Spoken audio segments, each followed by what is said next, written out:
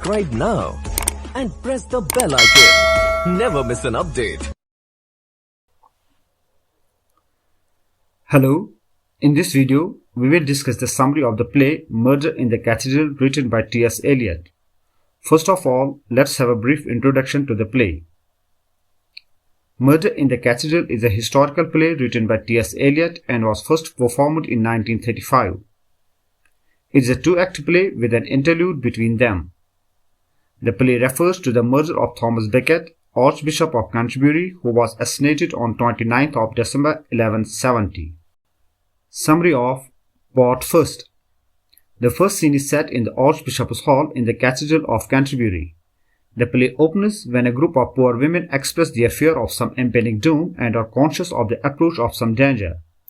7 years have passed since Thomas Becket has left Canterbury and the women long for his return. Though Thomas Becket is about to return, but the women feel that the time is not good for his return. Now the three priests appear on the stage. All the three priests talk about the unending conflict between religious and political powers. Meanwhile, a messenger enters to inform them that Archbishop has returned to England. The messenger tells the priests to make preparations to welcome Archbishop. The priests are worried about his life. They knew that peace between the two proud people is impossible. The messenger tells them that Archbishop is at peace with the Pope and the French king, but the peace between Archbishop and King Henry is of an uneasy sort. The messenger leaves, and the priests are left alone to discuss the implications of the return of Archbishop. The chorus again express their fear of some impending doom and are warning of the approach of some danger. The second priest rebukes the chorus for talking in such a stupid way. The Archbishop now arrives and tells the second priest not to rebuke the women, for they are wiser than the priestess. The second priest asks his pardon as they could not give him a suitable welcome. Archbishop tells them that his enemies tried to kill him, but the Dean of Salisbury saved him. Now enters the four temptors, one after another. They are symbolic figures and represent the various aspects of Becket's personality. The first tempter urges Archbishop to give up his austere way of life and return to the mirth of past. The second tempter tells him to submit to the king and enjoy full kingly power. The third tempter tells him if he joins hands with barons, it would mean the end of the tyrannous jurisdiction of king's court or bishop's and baron's court. But the Archbishop rejects the suggestions given by the three tempters. Now enters the fourth tempter and offers him martyrdom and eternal glory, and the Archbishop is confused. The chorus again expresses their fear of some impending doom and are warning of the approach of some danger. The four tempters now speak together and tell Archbishop that life is a cheat and a disappointment. The three priests tell him to act like a wise man and not stand up against his enemy. The first part of the play ends with a long speech of Thomas Becket. Summary of Part 2. This part also begins with the speech of chorus.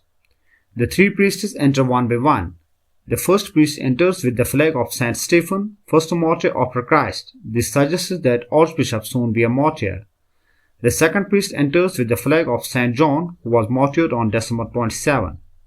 The third priest enters with the flag of the Holy Innocents, whose day falls on December 28. The three priests then talk about 29th of December, on which no martyrdom has taken place. Meanwhile, the four knights enter. They tell the priests that they have come by the orders of the king to meet Archbishop. As the Archbishop enters, the priests are sent away. The knights directly charge him with being rebel against the king. The knights tell him that it was king who made him Archbishop, but he has betrayed the king. Archbishop denies these charges and tells them he is always loyal to the king. The knights accuse him of stirring up trouble in the king's French dominions and of turning the Pope against Henry. The Archbishop replies that it was never his intention. The knights angrily call the bishop a traitor and warn him that he speaks in danger of his life. The Archbishop leaves, warning them that if they kill him, he will rise from his tomb to submit his case before God's throne. The knights also go out threatening to kill him. Inside the cathedral, the horrified priests look at the doors if they are barred. Archbishop tells them that it is the house of God, the church of Christ, and orders them to open the doors. As the priests open the door, the knights enter, who are slightly drunk and ready to kill Archbishop. The knights hurl insults at Archbishop and call him traitor. The knights give him final opportunity to comply with the wishes of the king. The Archbishop calls the knights traitors 3 times, traitors to him, traitors to God, and traitors to church. The 4 knights step forward and attack him and slay him with their swords. After killing Archbishop, the 4 knights move to the front of the stage to justify their murder in front of the audience.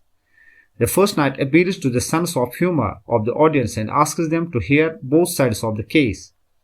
The third knight tells the audience that as a matter of policy, the king will disclaim all responsibility for the murder and they will be exiled for it.